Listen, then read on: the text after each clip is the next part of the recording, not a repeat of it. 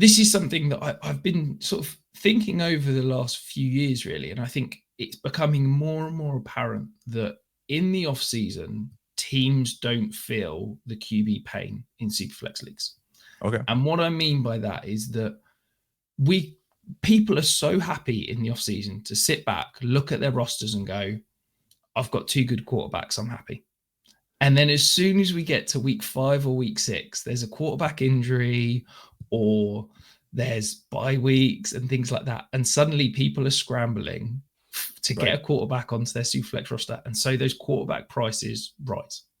So I think if you're looking to buy a quarterback, this is the best time of year to do so, because people are far more willing to offload that third quarterback, or, to try and build the perfect dream lineup of whether it's 10 starters or whatever you've got in your league, forgetting about how important that depth is when it comes to week 7, week 8, week 9. And I think that the quarterback position is more apparent than any other position as such. Do you agree with me, or do you think that people are still valuing quarterbacks the same in the off season as they do in the regular season? I think it's a mixed bag, but I think it's a true point that they are not valued as high right now as they are when the crunch hits during the season. So that's true. To what degree it's true probably depends on the league and the recent past experiences of the dynasty managers. Those people who were struggling to find a quarterback in week 5 last year might be holding on a little bit tighter this offseason.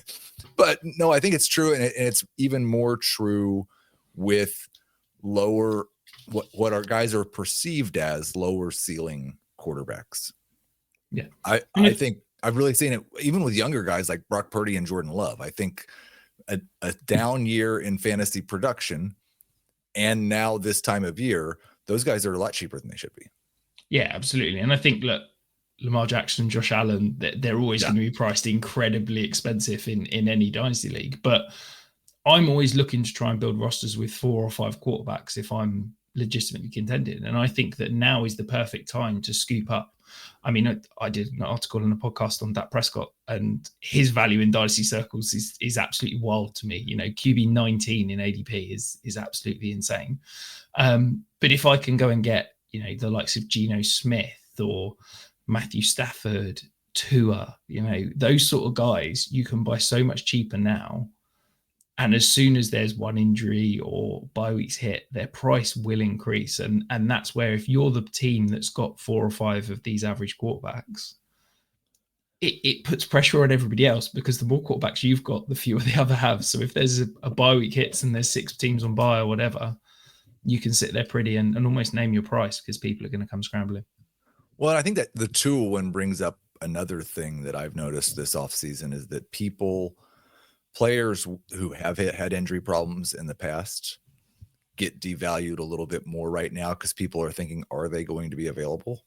And if they are available in week 5 when they need them, they tend to forget those injury concerns a little bit, because they're playing right now and they're healthy right now, and it's okay. But when they're not playing, even if they're healthy right now, they're worried. Well, they've had a lot of injury problems in the past. Yeah, it does feel that we're not necessarily consistent with our injury prognosis, I think, with certain players. Oh, no.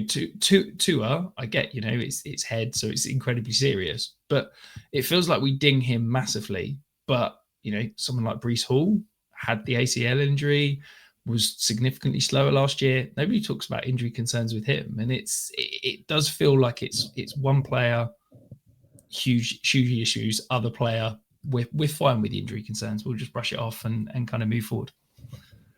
100%. And the concussions scare people more than the most, and that probably makes sense. Yeah, and I guess that's it with Tua, is that, it's one hit. It could be right season career over, couldn't it? And we've seen a little bit with or at least I have seen a little bit of that with Olave this offseason too. When I'm doing my mailbags or asking for grade the trades, it seems like Chris Olave is involved in every one of those shows. Yeah, it feels like his evaluation, his value is all over the place, and it's very much in the eye of the beholder, isn't it? In terms of the people that tend to believe Chris Olave is still an elite producer that can produce elite fantasy, and we're not worried about concerns. Truth is, they're probably rostering him, so he's not a player that I'm seeing moved a huge amount, because I think people are a little bit worried, probably are already rostering him as such. But